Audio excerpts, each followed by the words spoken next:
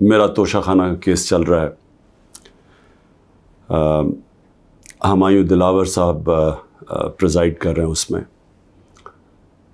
اور ہم نے کوشش بڑی کی ہے کہ چیف جسٹس اسلام آباد ہائی کورٹ, اور ہم بڑی دیر سے کوشش کر رہے ہیں کہ وہ ہمارا کیس ٹرانسفر کریں یہاں ہمایوں دلاور سے, کیونکہ یہ حق ہوتا ہے ایک جو ہر شخص کا, اس کا ہمیں آئین, ہمارا قانون حق دیتا ہے کہ اگر ہمیں ایک اعتماد ایک جج پہ نہیں ہوتا تو ہمارا حق ہوتا ہے کہ ہم اپلائی کریں کہ ہمارا کیس ٹرانسفر کر دیں.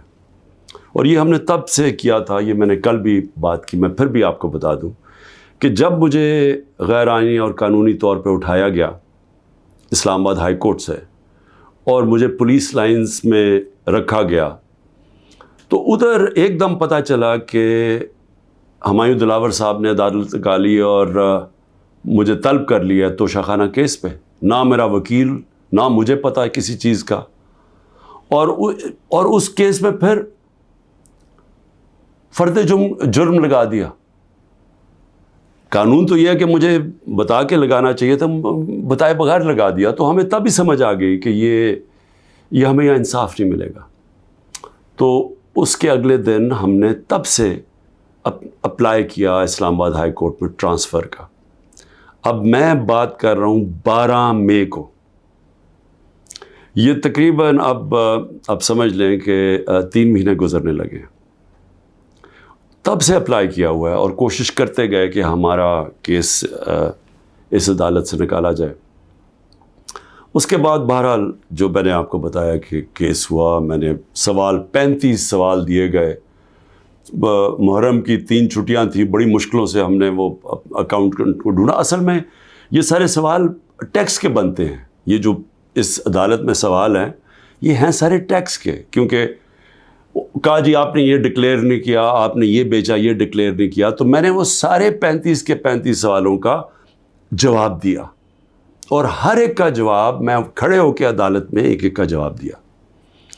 تو وہ جو ایک جگہ, اور انہوں نے سرکاری 2 گواہ پیش کیے. اب سرکاری گواہ کیا انہوں نے گواہی دینی تھی, تو ہم نے کہا کیونکہ وہ جو جواب ہیں اس کے لیے میرے اکاؤنٹنٹ کی ضرورت ہے, کیونکہ ایک 40 سال سے میرے اکاؤنٹنٹ وہی فرم ہے. میرے پاس جو پیسے آتے ہیں, جو میرے خرچے ہوتے ہیں, وہ میں ان کو بتا دیتا ہوں. وہ پھر ٹیکس فارمز بھر دیتے ہیں, وہی الیکشن کمیشن کی فارمز بھرتے ہیں, وہی ویلتھ ٹیکس جو ہوتا ہے وہ بھرتے ہیں. تو ان کے پاس سارا ریکارڈ ہوتا ہے. تو اب میں تو نہیں جواب دے سکتا کئی چیزوں کے, تو میں نے گواہ کے اندر اپنے اکاؤنٹنٹ کو کہا کہ وہ بیٹھے, اور وہ جو خاص طور پہ ایک جگہ پہ بات پھنسی ہوئی ہے کہ جی پیسے تو آپ شو کر رہے ہیں, لیکن پیسے کے اوپر آپ نے یہ نہیں لکھا کہ یہ توشہ خانہ کا پیسہ تھا. اماؤنٹ پورا ہے لیکن توشہ خانہ وہ نہیں لکھا. تو یہ اکاؤنٹنٹ نے بتانا تھا کہ وہ فارم اس نے جیسی بھی بھری, کیونکہ فارم تو وہ بھرتا ہے. بہرحال 1 گھنٹے کا ٹائم دیا گیا اور کہا کہ 1 گھنٹے میں اب یہ نہیں پہنچے گا تو چلو. اب اکاؤنٹنٹ 1 گھنٹے میں کیسے پہنچ سکتا ہے؟ یہ کوئی ملٹری ٹرائل تو نہیں ہو رہا. اس کو وٹنس ختم کر دی, اور بھی ہم نے بلائے ہوئے تھے وٹنسز جنہوں نے گواہی دینی تھی انہی چیزوں کے, اور جو میرا حق ہے. اب ایک فیئر ٹرائل ہوتا ہے کہ آپ کو موقع ملے کہ مجھے ایکیوز کریں, مجھے موقع تو دیں کہ میں اپنی صفائی پیش کر سکوں. نہیں موقع دیا گیا, اور بڑی جلدی سب کچھ تیزی سے کیا جا رہا ہے. چھٹیوں میں کبھی ٹرائل نہیں ہوتا. یہ آج کل عدالتوں کی چھٹیاں ہیں, چھٹیوں کے another day to day trial ہو رہا ہے. جلدی پڑی ہوئی ہے کہ کسی طرح یہ بس جلدی سے ختم ہو جائے. موقع بھی نہیں دے رہا ہے. 1 دن کیا ہو جائے گا کہ 1 دن ڈیلے ہو گیا, 2 دن ڈیلے ہو گیا, کون سی قیامت آ گئی ہے. وٹنسز آئے, ہم تو مطمئن ہو جائیں کہ ہم نے اپنا کیس پوری طرح لڑا ہے. لیکن چھٹیوں کے اندر بھی جلدی پڑی ہوئی ہے کہ کسی طرح فیصلہ آئے. حالانکہ ہم سپریم کورٹ میں بھی ہیں, اور اسلام آباد ہائی کورٹ سے مجھے کہنا پڑتا ہے کہ میں کافی مایوس ہوں کہ وہ نہ فیصلہ کرتے ہیں, وہ کھینچتے بھی جاتے ہیں, وہ پورا موقع دے رہے ہیں کہ یہ جب فیصلہ آ جائے. یعنی اگر ہم نے ٹرانسفر کا اتنی دیر اپلائی کیا ہوا ہے تو کم از کم فیصلہ تو کریں. وہ کرتے بھی نہیں ہیں. بہرحال وہاں بھی ان کو بھی میں نے کہا, بڑی دیر کا کہا ہوا ہے کہ ہمیں چیف جسٹس اسلام آباد ہائی کورٹ پہ مجھے کوئی اعتماد نہیں ہے. جب مجھے اٹھایا گیا وہاں سے، آپ سوچیں کہ مجھے غیر قانونی اور آئینی طور پہ اٹھایا گیا ان کی عدالت سے، اور انہوں نے اس کو لیگلائز کر دیا. یعنی اصل میں تو ان کو اللیگل کرنا چاہیے تھا. سپریم کورٹ کو تو جانے کی نوبت نہیں ہونی چاہیے تھی. ان کی عدالت میں بیٹھا ہوں، شیشے توڑ کے، ڈنڈے مار کے، وکیلوں کو مار کے، وہ بیچارہ رجسٹری اسٹاف ان کو ڈنڈے مار کے، اور مجھے گھسیٹ کے لے گئے وہاں سے ان کی عدالت سے. اور چیف جسٹس نے کچھ بھی نہیں کیا، بلکہ اس کو جائز قرار دے دیا گیا. اس کے بعد جو اس سے پہلے ٹرین کیس تھا، 3 ممبر بینچ بیٹھا، دو ججز نے واضح طور پہ کہہ دیا کہ مینٹینیبل ہے کیس. چیف جسٹس صاحب فیصلہ نہیں کر رہے، وہ بھی لٹکائے ہوا ہے وہاں. اور ہمیں اعظم سواتی کو بہت اعتراضات تھے. انہوں نے لیٹر لکھا کہ مجھے اعتماد نہیں ہے آپ کے اوپر. تو نہ وہ اپنے آپ کو ریکیوز کرتے ہیں، نہ ادھر نیچے سے ریکیوز کر رہے ہیں. اور پھر ہمیں بڑا ایک سیریس چیز ہے یہ جو فیس بک پہ دیکھیں، فیس بک 90 دن تک فیس بک کا ریکارڈ ان کے پاس پڑا ہوتا ہے. اگر ایف آئی اے یا جج صاحب ایک صرف آپ کو ای میل کر دیا فیس بک کو کہ یہ کیس ہو رہا ہے، آپ مہربانی کر کے بتا دیں کہ 90 دن تک ان کی جو بھی فیس بک میں پوسٹ تھی وہ کون سی تھی. کیونکہ 90 دن تک جو لوگوں نے دیکھا ہے اور پوسٹ بھی کیا ہے کہ اس کے جو ہمایوں دلاور کی پوسٹ تھی، اس پہ انہوں نے جو ان کا میرے متعلق پوسٹ کی ہوئی ہیں، وہ تو اگر کوئی بھی دیکھ لے تو مجھے تو ان سے انصاف نہیں مل سکتا.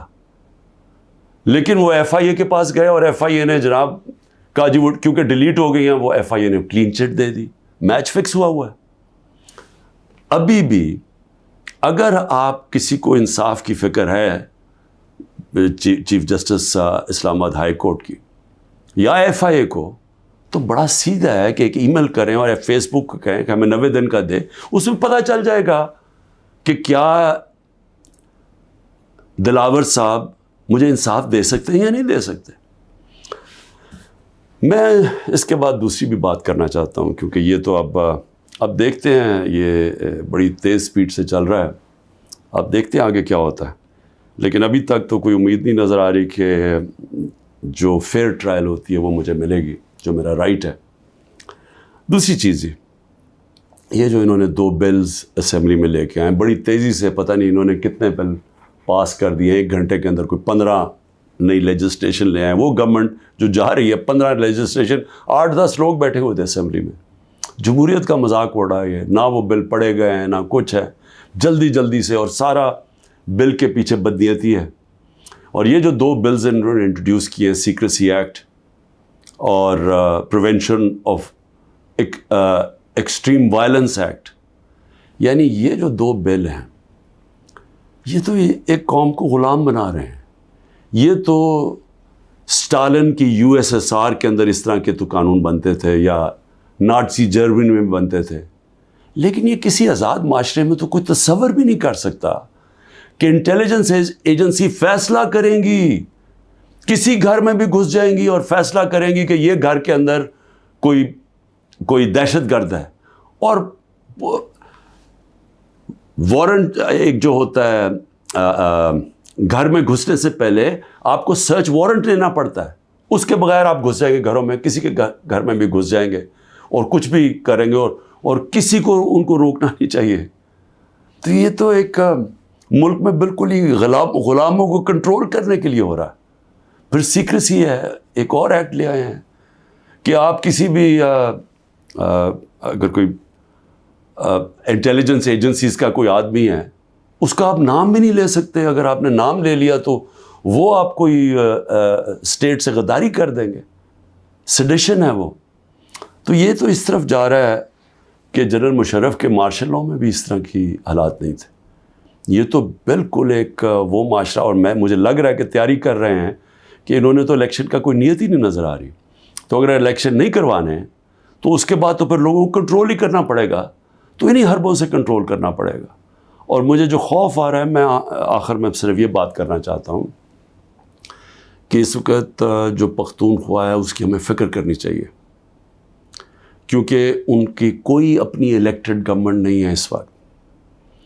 उन लोगों को ऊपर मुसल्लत कर दिया है जिनकी कोई कानूनी हैसियत नहीं है, और वो जो वहाँ कर रहे हैं, जिस तरह की करप्शन हो रही है और जिस तरह का वहाँ वो सुबह आहिस्ता आहिस्ता वहाँ दहशतगर्दी बढ़ती जा रही है, लाकानूनियत बढ़ती जा रही है, तो वो तो लोगों को पहले ही नौजवान वहाँ सारे कबायली इलाके का जो जिस तरह की तबाही मची थी, जो जिस तरह की कत्लो गारत हुई है कबायली इलाके में, ड्रोन अटैक से, मिलिट्री ऑपरेशंस, ऊपर से तालिबान एक तरफ, वो दूसरी तरफ फ़ौज, तो वो जो लोगों से हुआ, जिस तरह की तबाही मची वहाँ, तो वो तो उसी से अभी निकल रहे हैं। तो अगर ये उसी तरफ चला गया फिर से, तो मुझे तो समझ नहीं आ रही कि क्या जो इस वक्त फ़ैसले कर रहे हैं इस मुल्क के, क्या उनको अंदाज़ा है कि नीचे ग्राउंड के ऊपर किस तरह का गुस्सा उठ रहा है? क्या अंदाज़ा है कि जब वो पुलिस लाइंस के अंदर जब 100 पुलिस वाले शहीद हुए थे, पता है नीचे से क्या आवाज़ें आ रही थी? और अब जो बजौड़ में हुआ, इसके ऊपर सारे पख्तूनख्वा के अंदर किस तरह का गुस्सा गया है? क्या किसी को अंदाज़ा है कि ये किस तरफ जा सकता है? और मैं इसलिए कह रहा हूँ कि बहुत ज़रूरी है, एक ही तरीका है कि ये जो नीचे ग्राउंड के ऊपर गुस्सा है, ये तब निकलता है जब इलेक्शंस करवाते हैं। इलेक्शंस में लोगों का गुस्सा निकल जाता है, और फिर एक जब मुंतखब गवर्नमेंट आती है, लोग उम्मीद लगा लेते हैं, और होता क्या है कि वो जो सारा टेम्परेचर है वो नीचे आ जाता है, स्टेबिलिटी आ जाती है, इस्तेकाम आ जाता है मुल्क में। तो ये जो दूसरी तरफ अभी कोशिशें हो रही हैं, जो लोग इस मुल्क में जिनका जीना मरना है, उनको खौफ आना शुरू हो गया। जो 12 लाख यहाँ से प्रोफेशनल्स छोड़ के गए हैं और जा रहे हैं आज, हमें समझ आना चाहिए कि उनकी उम्मीद ख़त्म हो गई है। ये सबसे ख़तरनाक चीज़ है कि एक माशरे में लोगों की उम्मीद चली जाए। तो जिस तरफ हम जा रहे हैं, यहाँ तो कोई रोशनी नहीं नज़र आ रही, और अगर इन्हीं लोगों ने बैठे रहना या इसी तरह पाकिस्तान में इलेक्शंस के बग़ैर एक कंट्रोल्ड गवर्नमेंट चलानी है और लोगों को कंट्रोल करके चलाना है, मैं ये अपने तजर्बे से एक तारीख़ का एक तालिब इल्म हूँ, मैं आपको बताना चाहता हूँ, जो सियासत में एक ज़ीरो से एक पार्टी आज सबसे बड़ी माशाल्लाह पाकिस्तान की पार्टी है, जो मेरा तजर्बा है अवाम का, मैं आपको कहना चाहता हूँ कि ये पाकिस्तान को उधर लेके जा रहे हैं। जो लोग समझ रहे हैं कि वो डंडे के ज़ोर से इस मुल्क को कंट्रोल कर लेंगे, वो समझते नहीं हैं, अवाम की सोच नहीं समझते, ना वो तारीख़ जानते हैं, ना वो पॉलिटिक्स समझते हैं, और वो पाकिस्तान के लिए बहुत बड़ा ख़तरनाक अंधेरे की तरफ हम लेके जा रहे हैं।